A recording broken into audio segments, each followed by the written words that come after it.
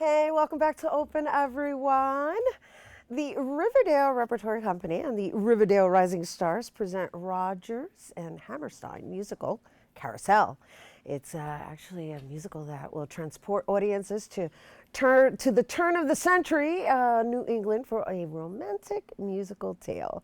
And here to share more, please welcome two of the musical's lead actors, Tamara Hayes and David Newman. Hello and welcome. Hello. Thank you. Good morning. Good morning to you too. I know. That's why they call me the café con leche, because I'm already here. And you guys are like, we're still getting there.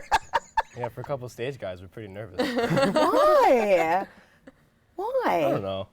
Oh, I don't know. This is my first TV interview oh ever. really? so- Congratulations. I think, both you. of us, first Yeah. time on I'm TV. so excited to be the one to pop.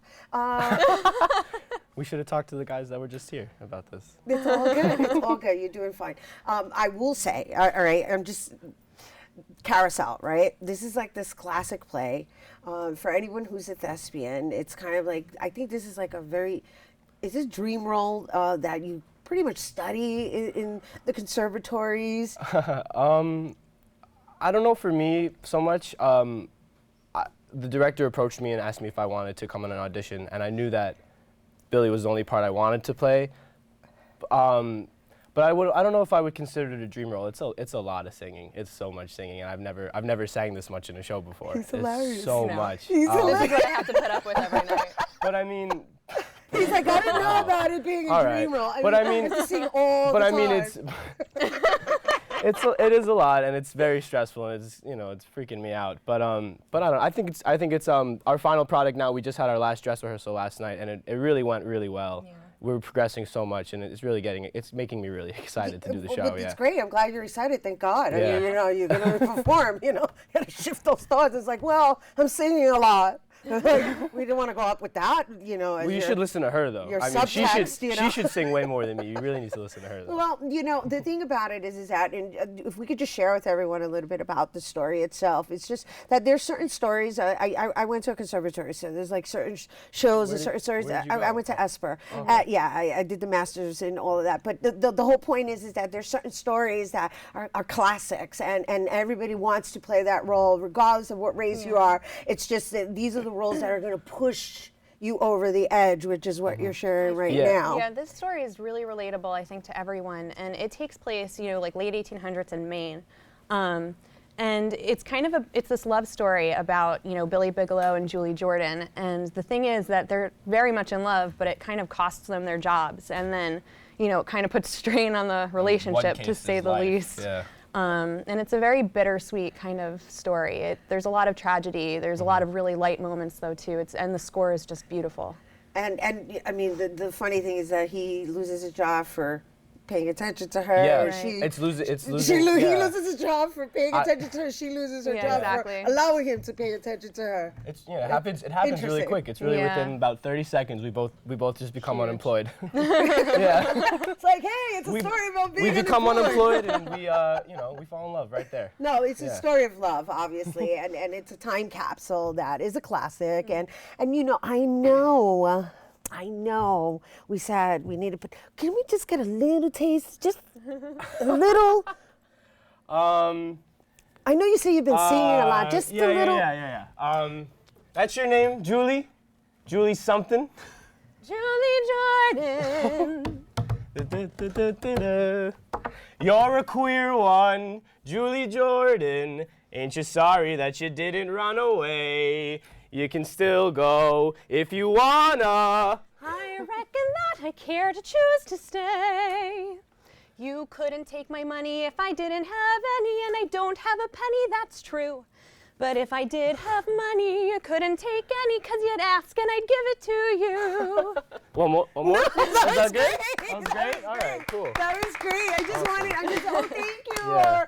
Our crew is actually applauding you guys. I know it's Thanks, great. I guys. love Thank it. you, No, thank but you. I just wanted to share with our viewers that we have live musicals right here Yeah. in the Bronx. Yeah. It really, really brings the community together, and it's a beautiful production. It really is. And there's not just the rep company. There's like 4 different companies out of the Y up in Riverdale.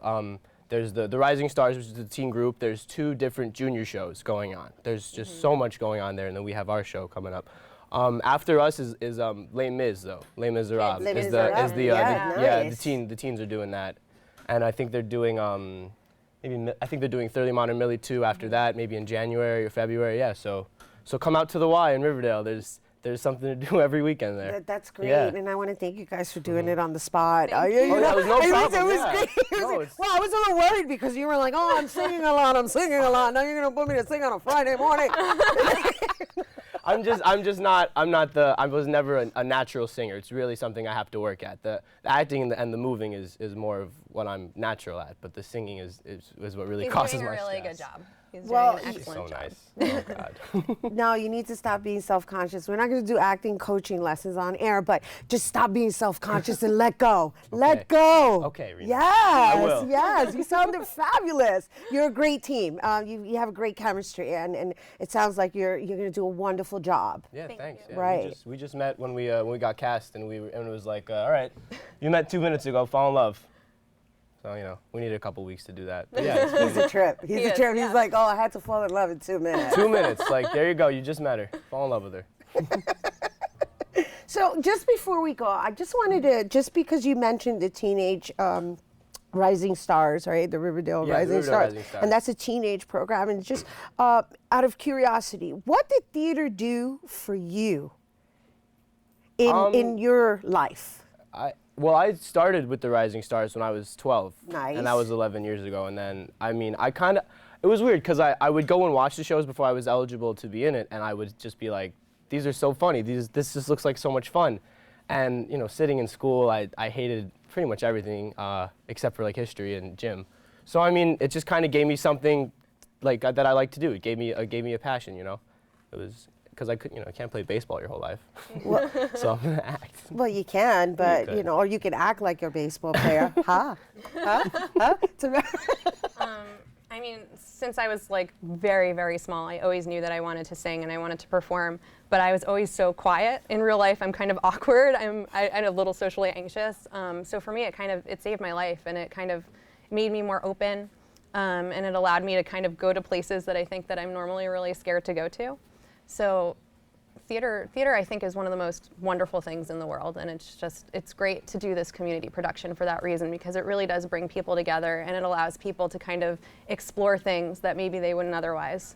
So for me, it's huge. It's huge in my life. Beautiful. Yeah. Thank you. I just Yeah, want of to course. share with our audience what the beauty and the magic behind theater, both inside of it and as an audience member. So thank you so much for being here. thank And you. thank you for Are you loaning gonna- your voices to are us you here gonna on come? You gonna set. come see us? Yes, you guys Yay. are We're gonna on, hook me up, right? we You're open- in front row seats. Yeah, we So open I could be there Saturday. rooting you on. Oh my God. First show is tomorrow. I'll wink at you right there. Oh my gosh. I'm gonna get into the musical.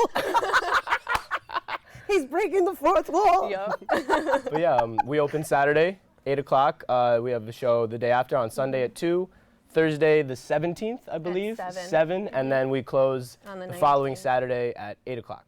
So yeah, 4 shows. Awesome. Thank you guys. Once again, Carousel has 4 performances. One on November 12th at 8 p.m., November 13th at 2 p.m., November 17th at 7 p.m., and November 19th at 8 p.m. Make sure you write down what you're seeing on your screen right now. And of course, you can always go to RiverdaleRisingStars.com. The performances are taking place at the Riverdale Y, which is located at 5625 Arlington Avenue in the Bronx. And once again, visit RiverdaleRisingStars.com.